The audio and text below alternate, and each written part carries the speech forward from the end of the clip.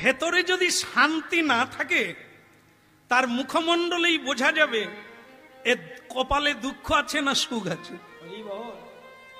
হ্যাঁ, কিরে তোর মুখ শুকনো কেন, এটা লোক কেন বলে? ভেতরে অশান্তি। তাই বাইরের আয়না হলো মুখ, মানুষের চোখ মুখ হলো আয়না, দেখলেই বোঝা যাবে আপনার কি চলছে, তাই না? হ্যাঁ, এই জন্য ভক্তমণ্ডলী মায়েরা অনেকে, তা বলে আপনারা ভাববেন না যে আমি আপনাদের বলছি, এটা কিন্তু না। এই যমুনার তীরে ভগবান কৃষ্ণের প্রিয় অনেক সখারা মরে পড়ে আছে। কেউ হাসতে হাসতে মরেছে, কেউ আবার মুখ শুকিয়ে মরেছে। এটা দেখেই বলছে যারা হাসতে হাসতে মরল, কি করে মরল না বিষ জল খেয়ে। এরা হাসতে হাসতে মরল কি করে?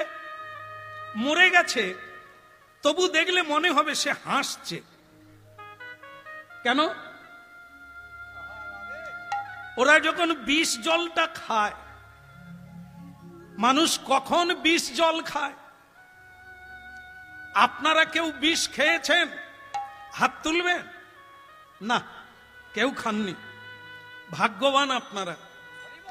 তবে আপনারা বিষ বলতে যেটা বসেন কীটনাশক, থাইমেট, আর আমি নাম খুব জানি না, কারণ আমি তো কৃষক নয়, হরি নাম গেয়ে গেয়ে দিন কেটে গেল, তাই ঔষধের নাম আমি বেশি জানি না। তা আপনারা ভাবুন, ওই বিষ নয়, ও বিষ খেলে অল্প সময় ছটপট করবেন, হয় মরে যাবেন আর না হয় ডাক্তার আপনাকে ওয়াশ করে বাঁচিয়ে দেবে।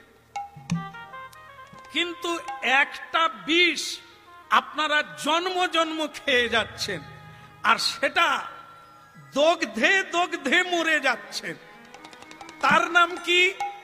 তার নাম হচ্ছে বিষয় বিষ। সংসার বিষানলে, কথাগুলো ধরে নেন, সংসার বিষানলে দিবানিশি হিয়া জলে। এই সংসার রূপী যে বিষয়, এই পানে আমরা সদত ছটপট করছি। এই জন্য আমরাও বিষ পানে রত। যত তাড়াতাড়ি পারা যায় এই বিষ জল ত্যাগ করে ভগবানের অমৃত চরণামৃত পান করতে হবে। আমরা যখন বাড়িতে 4 বার খাই, সেই 4 বার যখন আমরা সেবা করি, আমরা যারা খাই কাকে দিয়ে খাই? না, সবাই ভগবানকে দিয়ে খায় না, খায় কিন্তু দেয় না। হ্যাঁ, এটি হচ্ছে মানুষের ধর্ম, দিয়ে খাবে। তার নাম দীক্ষা, দিয়ে খা। তার যেমন দেখবেন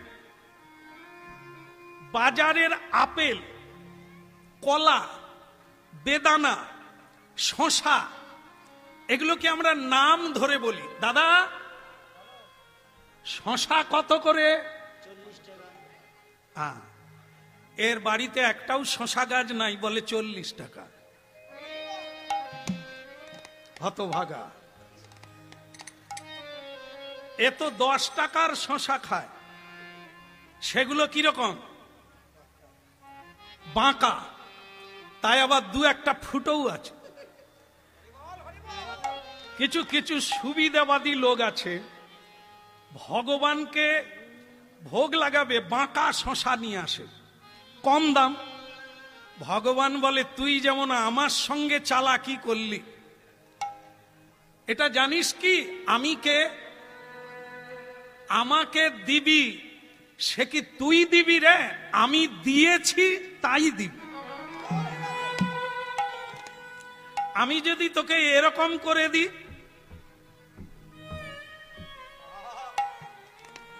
তা তুই রোজগার করতে পারবি?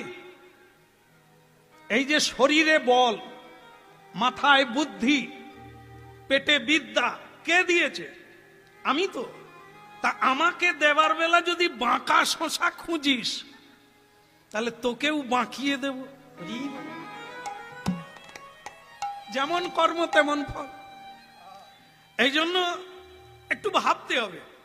হ্যাঁ, কে কি করবেন আলাদা, আমাদেরকে একটু বলতে হয়, কারণ এই বলাটায় কাজ হয়। অনেকে বলে জানতাম না, এই জেনে গেলাম। আর যারা বলে ওসব জেনে লাভ নেই, খাটতে হবে, খেতে হবে, ওসব রেখে দে, রেখে দে।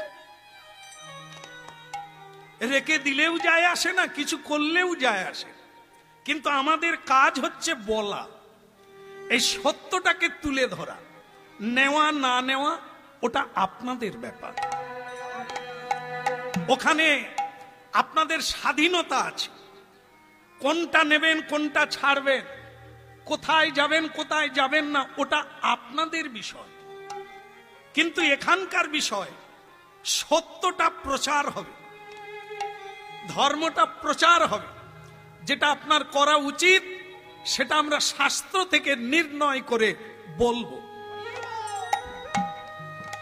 তাই ভক্তমণ্ডলী মায়েরা, যেটা বলছিলাম সেটা শুনুন। আমরা দিয়ে খাই না। যজ্ঞ সৃষ্টা শীন সন্ত মুচ্চন্তে সর্বক্লীবসই, এটা গীতার বাণী। যারা ভগবানকে দিয়ে খায় না তারা যজ্ঞ করে না, তারা গোমাংস ভক্ষণ করে, রক্তপুঞ্জ ভক্ষণ করে, পাপ ভক্ষণ করে। তাহলে ভাবুন, বাজার থেকে আপেল আনলেন, শশা আনলেন, কলা আনলেন, কিন্তু যখন সেটা ঠাকুর পুজো হয়, মন্দির থেকে ওইগুলো বেরিয়ে এলে আপনি কিভাবে গ্রহণ করেন?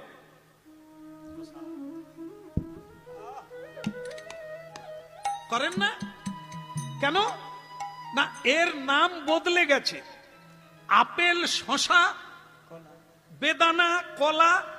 এখন আর কেউ বলবে না আপেল শশা, এখন কি বলবে? আমাকে প্রসাদ দাও। তাহলে এটা বুঝতে হবে, হরিনাম শুনছি, যার নাম আপেল শশা, বাজারে কেউ প্রণাম করে না, মাথায় হাত পুছে কেউ হাত পাতে না, তাকে কেউ প্রসাদ বলে না। সেটা যখন ভগবানকে নিবেদন হয়ে যায় তখন আর নাম থাকে না, তার নাম বদলে গিয়ে প্রসাদ হয়ে যায়। দেখুন, যা পেয়েছেন, আমরা যা পেয়েছি, হ্যাঁ, এ সব তার দান, তার দান। এই হরিনাম গাইছি, এ তার দান। আমার কোনো অহংকার করা যাবে না যে আমি গাইছি, কখনোই না। এই জন্য তার উপর নির্ভর করি। তিনি যতদিন বলাবেন, যেভাবে বলাবেন, আমরা ওইটুকুই বলতে পারি।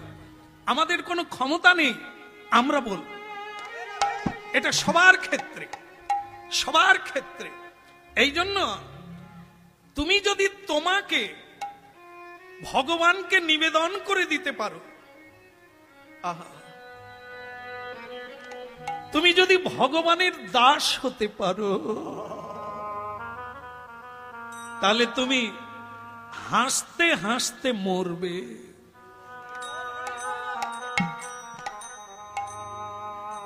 তুমি তাকে দেখতে দেখতে মরবে।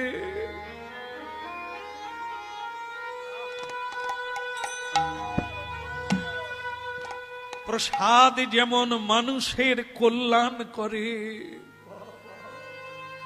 তোমাকে যে দেখবে তার কল্যাণ হবে।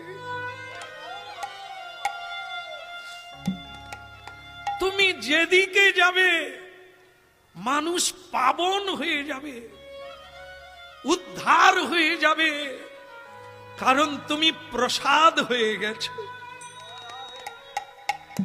কৃষ্ণ বলছে, বন্ধু, হাসতে হাসতে মরে গেলে, তার মানে তুই আমার কথা ভাবতে ভাবতে মরেছিস। আমার কথা যে ভাবে তার সুখ হয়, তার প্রেম হয়, তার শান্তি হয়, তার আনন্দ হয়, এতে কোনো সন্দেহ নাই। বলো না,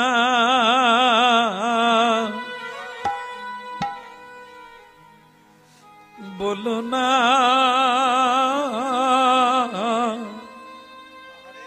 বলো না।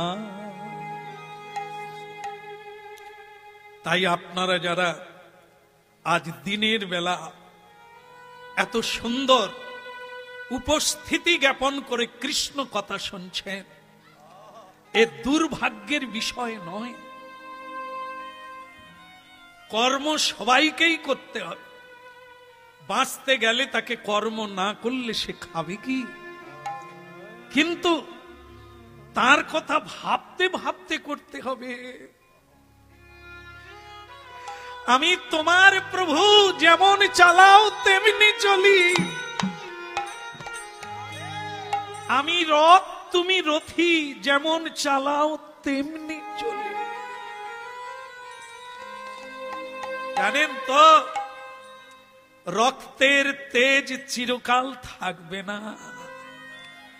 একদিন না একদিন আপনাকে হাত জোড়ো করতে হবে।